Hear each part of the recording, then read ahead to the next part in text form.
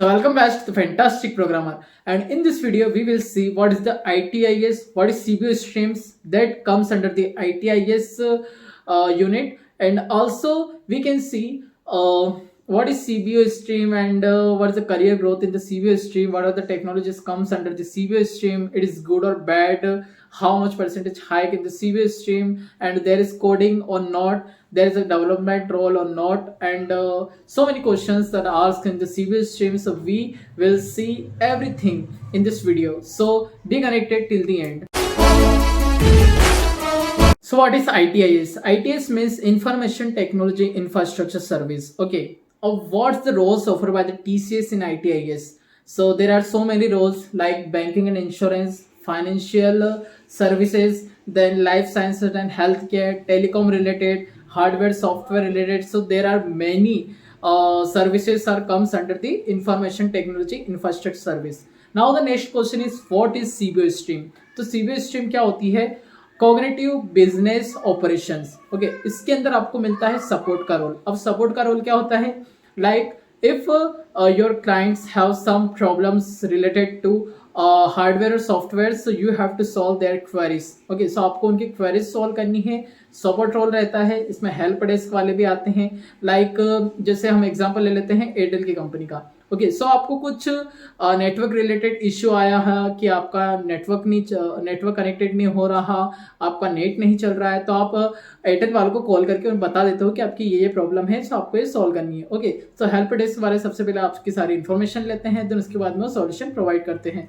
उसी की तरह यहाँ पे आपको जब हार्डवेयर या सॉफ्टवेयर रिलेटेड कोई इश्यू आएगा कि आपके सॉफ्टवेयर में ये ऑप्शंस वर्क नहीं कर रहा है, आपका सॉफ्टवेयर वर्क नहीं कर रहा है, लॉगिन में एरर आ रहा है, so many issues are arise, तो आपको वो बताता है क्लाइंट आपको, और आपको वो सबसे पहले सब कुछ नोटिस करना है, देन उसके बाद में आपको उसकी क्वेरी सॉल्व करने की कोशिश करनी है। अगर आपको नहीं पता है तो आप अपने अपर लेवल पे उस क्वेरी की टिकट ट्रेस कर देते हैं कि ये प्रॉब्लम है, और अपर लेवल वाले इसको हैंडल करते हैं। सो ये रहता है सीबीओ स्ट्रीम्स में। ओके, अब उसके बाद में ये आ जाता है कि कौन कौन सी टेक्नोलॉजी से क्या हमको ये सारा बैकएंड पे वर्क करना है, मीन्स आपको सारे services help desk related and इसी तरीके से आपको हैंडल करनी है, क्या सपोर्ट रोल ही मिलेगा क्या? सो नहीं, ऐसा नहीं है।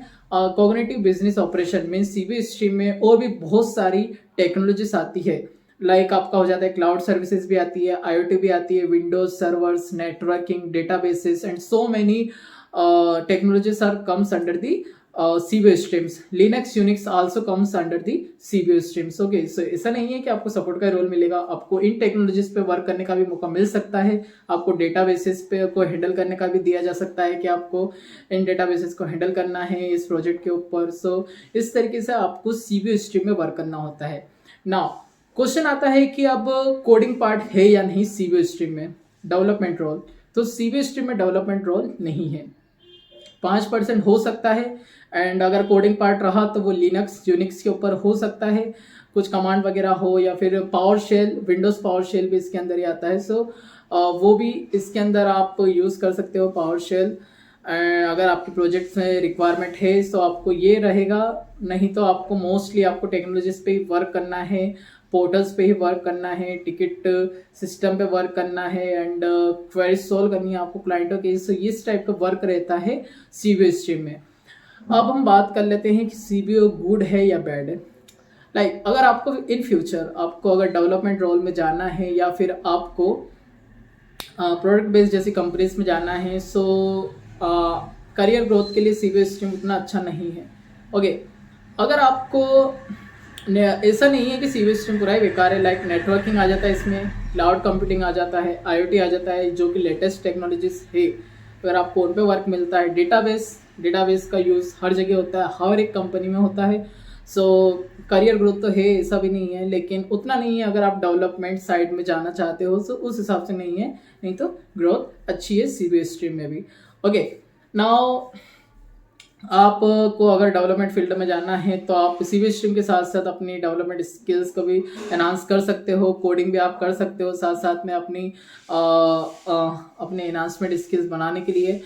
एंड वेब डेवलपमेंट भी आप साथ में कर सकते हो सी बी स्ट्रीम के साथ साथ अपनी जॉब के साथ साथ। तो अगर आपको बाद में कुछ करना हो और आप अपनी डिजिटल प्रोफाइल भी अच्छे से बना सकते हो टी सी एस के अल्टीमेट एक्स पोर्टल पे आफ्टर ज्वाइनिंग। सो वहाँ पे अगर उनको लगता है कि आपकी स्किल्स इन टेक्नोलॉजीज में भी है, लाइक आपकी जावा में है, पाइथन में है, डेटाबेस में है, सो आपको उस टाइप के आगे प्रोजेक्ट भी मिल सकते हैं। सो अगर आपको अभी सी बी स्ट्रीम मिला है तो बाद में चेंज होने के भी चांसेस रहते हैं, लेकिन इतनी जल्दी नहीं होता, वो बात की बात रहती है। Okay, and yes, CBS stream ये रहती है। आईटीआईएस मैंने बता दिया कौन कौन से रोल्स ऑफर किए जाते हैं आईटीआईएस स्ट्रीम में। एंड आई होप आपको सीबीएस स्ट्रीम का पूरा समझ में आ चुका होगा।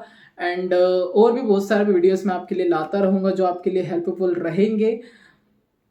अपकमिंग टीसीएस में जो भी आपके आईपी एग्जाम रहने वाली है, हाँ नेक्स्ट वीडियो मेरा उसी के ऊपर आने वाला है। आईपी एग्जाम में कोडिंग का लेवल क्या रहेगा, किस टाइप के कोडिंग क्वेश्चन आएंगे, and how you can solve that coding questions and score good marks in upcoming IP exam.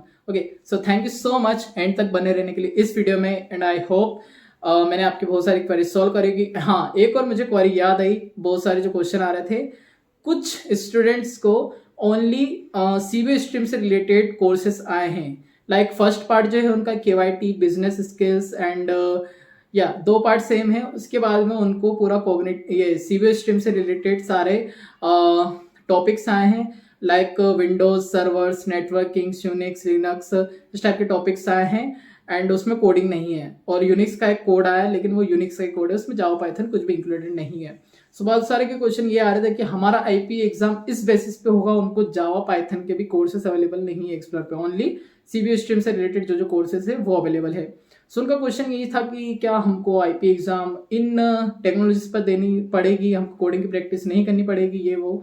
So honestly मुझे भी नहीं पता इसके बारे में अभी, क्योंकि इसी बार से ऐसा हो रहा है कि आपको पहले से स्ट्रीम बता दी गई है फर्स्ट आपकी एग्जाम के साथ। हमारे टाइम पे किसी को कुछ नहीं बताया गया था, सबका एक ही लेवल का था, सबको जावा पाइथन का कोड था, सबका सेम था सिलेबस, जिसको जावा में देना जावा में दीजिए, जिसको पाइथन में देना पाइथन में दीजिए। ओके, इस बार ऐसा हुआ है कि आईटीआईएस वालों को पहले अलग कर दिया और उनकी एग्जाम भी आईटीएस यूनिट से रिलेटेड ही हो रही है। हमारे टाइम पे कुछ और था। सो हमको 5 दिसंबर को पता चलेगा कि आईटीएस वालों का पेपर किस टाइप से आया है। एंड अगर उनको एक्सप्लोर में वही कोर्सेज दिए हैं, सो डेफिनेटली आपको वही पैटर्न आने वाला है। सो आप उसी हिसाब से प्रिपेयर कीजिए, जावा पाइथन के हिसाब से प्रिपेयर मत कीजिए जिनको भी आईटीआईएस का आया है। एंड जिनको भी जावा एंड पाइथन बेसिस का सिलेबस है, मैंने सिलेबस का वीडियो डाल दिया है ऑलरेडी, यहाँ पे लिंक आ रही होगी आपको आई बटन पे। सो आप वहाँ पे जाके देख सकते हैं, वो सिलेबस आएगा जिनको भी जावा पाइथन के कोर्सेज अवेलेबल है एक्सप्लोर पे। और जिनको नहीं है, जिनको सीबीएस से रिलेटेड कोर्सेज अवेलेबल है, सब उसी टाइप की प्रैक्टिस कीजिए for the upcoming IP exam. And और भी मैं वैल्यूएबल इन्फॉर्मेशन आपके लिए लाता रहूंगा। So thank you so much and keep safe, keep healthy and don't forget to subscribe the channel. I am always here to help you. Thank you so much.